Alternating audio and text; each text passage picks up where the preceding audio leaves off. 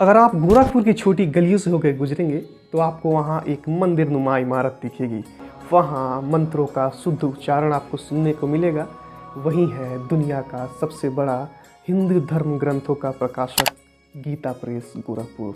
नमस्कार, आदर्श पांडे नाम है मेरा और आप द एंथुसियास्टिक इंडियन देख रहे हैं। आज मैं आपको बताऊंगा गीता प्रेस गोरखपुर के बारे में बहुत सारी जानकारियाँ, बहुत सारे ऐसी चीज़ें जो आपको इससे पहले नहीं पता होंगी। हिंदू धर्म को मानने वालों में शायद ही कोई ऐसा हो जिसने कभी गीता प्रेस का नाम न सुना हो। For 93 years now they've been in existence in Gorakhpur. पिछले 100 सालों से पूरे विश्व में हिंदू धर्म के ज्ञान और साहित्य को प्रचार प्रसार करने और लोगों तक पहुंचाने का काम गीता प्रेस कर रहा है। India's largest Hindu religious publishing house। 9 दशकों से सांस्कृतिक, धार्मिक और नैतिक साहित्य की मशाल को प्रज्वलित किए आज भी खड़ा है गीता प्रेस।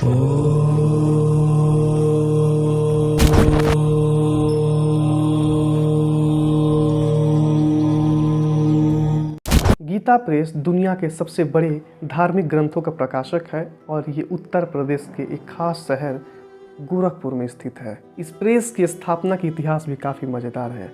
समय था 1920, जब देश में नॉन कोऑपरेशन मूवमेंट यानी असहयोग आंदोलन चल रहा था।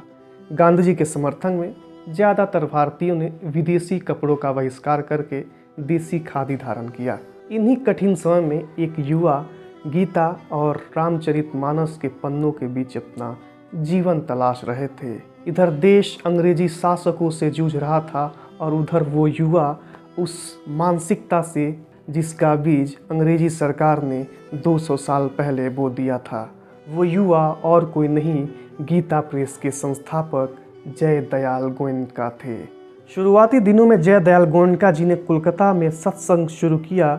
देखते ही देखते उनके सत्संग में लोगों की भीड़ लगनी शुरू हो गई। जैसे जैसे भीड़ बढ़ती गई वैसे वैसे एक दुविधा ये कि गीता संस्कृत में था और ज़्यादातर जो सुनने वाले लोग आते थे उन्हें संस्कृत उतनी अच्छे से नहीं समझ में आती थी। इसलिए जय दयाल गोयनका, घनश्याम दास झलन और हनुमान प्रसाद पोद्दार कोलकाता के एक प्रकाशक के वहाँ श्रीमद् भगवत गीता को छपवाया तो वो लोग उतना शुद्ध नहीं छाप पाए। और जब इन लोगों ने उनसे कंप्लेन किया तो उन्होंने एक सलाह दी। सलाह ये था, अगर आप इतना ही शुद्ध किताब छापना चाहते हैं तो आपको अपना खुद का प्रकाशन स्टार्ट करना चाहिए। गोयनका जी और उनके मित्रों को ये बात अच्छी लगी। फिर 29 अप्रैल 1923 को स्थापना हुआ गीता प्रेस गोरखपुर का। गीता प्रेस की शुरुआत हुई थी एक ऐसे मकान से जिसका किराया था मात्र 10 रुपये। और ये जो तस्वीर आप देख रहे हैं वो था गीता प्रेस का पहला प्रिंटिंग मशीन। जो प्रेस पहले इतने छोटे संसाधनों के साथ शुरू हुआ था, अब वो हाईटेक जर्मन जापानीज मशीन्स का प्रयोग करता है और 18,000 किताबों की 50,000 कॉपी 16 भाषा में हर दिन छपता है। द प्रिंट में पब्लिश एक रिपोर्ट में बताया गया कि देवी दयाल अग्रवाल गीता प्रेस के ट्रस्टी के अनुसार गीता प्रेस अपने शुरुआती दिनों में कुछ ऐसी चीज़ें हैं जिन पर फोकस करता है। उन सबसे महत्वपूर्ण चीज़ों में एक बात ये भी है कि गीता प्रेस की किताब एकदम सस्ती होनी चाहिए, क्योंकि इन किताबों को बेचकर इनका उद्देश्य पैसा कमाना नहीं है। वो लोग हमेशा से चाहते थे कि अपने हिंदू धर्म के स्क्रिप्चर्स के बारे में आप और हम जान सकें, और इसलिए शुरुआत हुआ था गीता प्रेस गोरखपुर का। और ये बात सिर्फ कहने के लिए ही नहीं है दोस्तों, ये बात ग्राउंड लेवल पर भी सही है। ये मेरे हाथ में कुछ किताबें हैं और इन किताबों का दाम पता है कितना है? आप सुन के हैरान हो जाएंगे। इन सारे किताबों का दाम 100 रुपये से भी कम है। ये मेरे पास 250 पेज का एक किताब है जिसका कुल कीमत मात्र 30 रुपये है। अब मैं आपसे एक सवाल पूछता हूँ कि दुनिया की सबसे सस्ती किताब कितने की होगी? ये मेरे पास एक किताब है, इसका दाम मात्र 2 रुपये है। और ये सिर्फ तभी पॉसिबल है जब आपका प्रकाशक गीता प्रेस हो। किताबों के प्राइस यूँ वीडियो में बताना ये दर्शा रहा होगा कि मैं गीता प्रेस का प्रमोशन कर रहा हूँ। कोई बात नहीं दोस्तों, लेकिन ये एकमात्र चीज़ थी जो मुझे बहुत ज़्यादा इम्प्रेस किया था, इसलिए मैं भी सोचा कि आपको भी बताना ज़रूरी है इस बारे में। देवी अग्रवाल जी बताते हैं कि गीता प्रेस की किताबें इतनी सस्ती इसलिए हैं क्योंकि उसमें वो लोग इंफ्रास्ट्रक्चर कॉस्ट ऐड नहीं करते हैं। दूसरा कारण ये कि ये रॉ मटेरियल डायरेक्ट इंडस्ट्रीज से खरीदते हैं। और तीसरा सबसे महत्वपूर्ण कारण ये कि गीता प्रेस पैसे कमाने के उद्देश्य से बनाया ही नहीं गया था। गीता प्रेस अपने ग्रंथों के अलावा एक पत्रिका के लिए भी फेमस है जिसका नाम कल्याण है।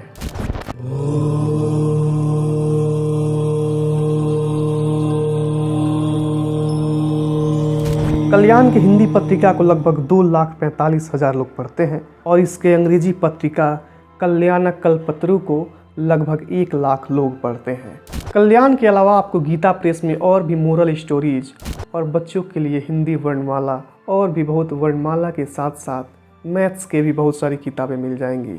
ऐसा ही एक मोरल स्टोरीज के बुक में हमें एक महान नेता अब्राहम लिंकन के बारे में भी बताया गया है। और मोरल स्टोरीज के ऐसे ही बुक्स में आप बहुत बड़े बड़े हस्तियों के बारे में जान पाएंगे। गीता प्रेस की किताबों के अलावा एक चीज़ आपको बहुत ज़्यादा आकर्षित करेगी और वो है गीता प्रेस के परिसर की बनावट। अगर आप प्रेस के परिसर का दौरा करते हैं तो प्रवेश द्वार पर ही ऊपर इस्तेमाल किया गया लोकप्रिय मंदिरों की शैली देखने को मिलेगी जो आपको बहुत ज़्यादा आश्चर्यचकित करेंगे। एंट्रेंस गेट के पिलर्स एलोरा के टेम्पल्स के पिलर्स की तरह ही हैं, उनको ही देख के इसे बनाया गया है। एंट्रेंस गेट के बीच में श्री कृष्ण और अर्जुन के रथ के पीछे अजंता गुफा के मुंह की तरह ही बनाया गया है। तो जनाब ये थी कहानी गीता प्रेस गोरखपुर की। अगर आप गोरखपुर में रहते हैं या उसके आसपास रहते हैं तो मैं आपसे अनुरोध करूंगा कि आप एक बार गीता प्रेस के परिसर में ज़रूर जाएं और गीता प्रेस के बुक स्टोर से ज़रूर किताबें खरीदें। और एक सबसे महत्वपूर्ण एडवाइस मैं आपको देना चाहूँगा कि गीता प्रेस से लेकर या और भी बहुत सारे प्रकाशन से लेकर किताबें पढ़िए, वो आपको अच्छा इंसान बनाती है। और अगर आप गोरखपुर से काफ़ी दूर रहते हैं और आप गीता प्रेस से प्रकाशित किताबों को पढ़ना चाहते हैं तो आपके शहर के नामी जो स्टेशंस हैं वहाँ गीता प्रेस का स्टॉल लगा होता है, वहाँ से आप इन किताबों को खरीद सकते हैं।